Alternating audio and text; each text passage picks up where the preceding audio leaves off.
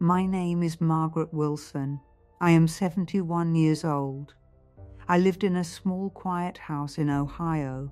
That house was not very big, but for me it was the whole world. My husband George built the front porch with his own hands. He'd planted roses near the gate. After he passed away 7 years ago, those flowers became my only friends. I had one son. His name was Michael. He moved to New York after marriage. He had a wife, a good job, and 2 children. I used to wait for his calls every Sunday, but slowly the calls became shorter. Then they became rare. Sometimes he sent money. Sometimes he said, "Mom, I will visit soon." But soon never came. Every evening I sat on the porch and looked at the road. I imagined his car stopping outside. I imagined my grandchildren running toward me. But the road stayed empty. Still, I loved Michael. A mother's heart does not stop loving just because her child forgets her.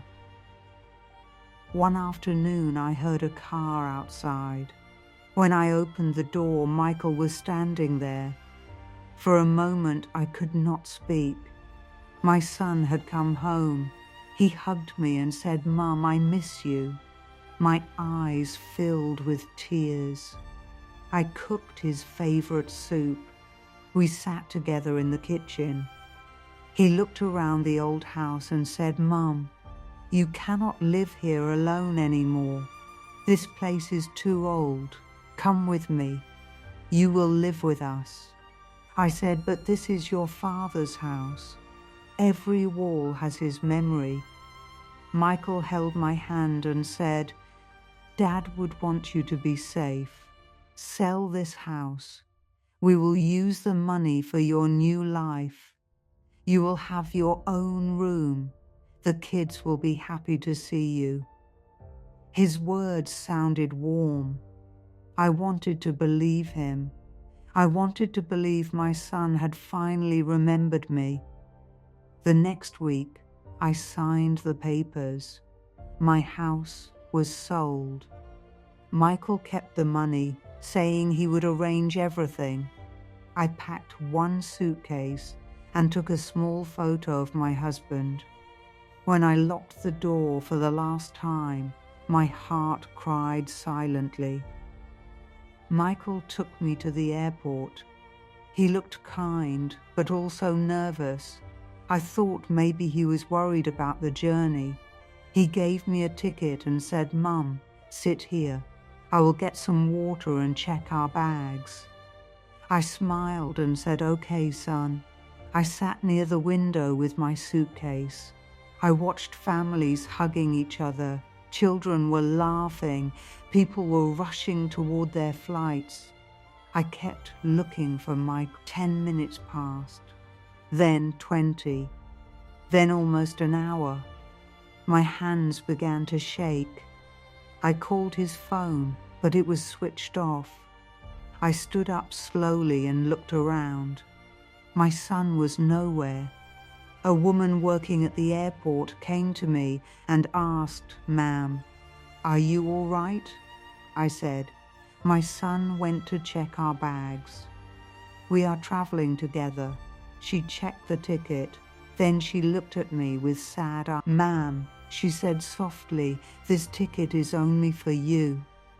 Your son is not on this flight." I felt my body go cold. A security officer checked the cameras. After some time, he came back and said, "Your son left the airport almost an hour ago." I sat down again. I could not breathe.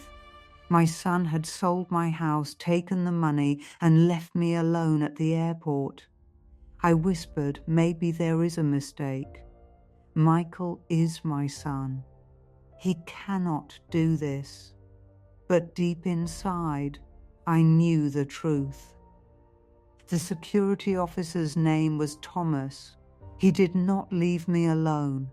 He brought me tea and called a senior care center. But before they came, he asked about my family. I told him everything: my house, my husband, my son, and a promise that broke me. Thomas became quiet. Then he said, "My mother died before I could take care of her. Maybe God sent you here so I could do one good thing." He called his wife, Emily.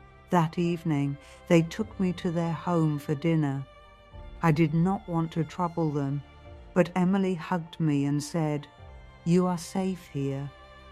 For the first time in many years, someone set a plate for me with love.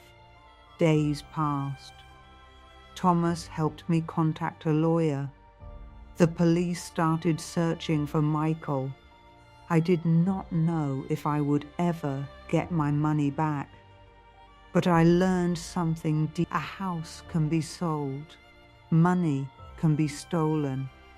But respect and kindness can still build a new home.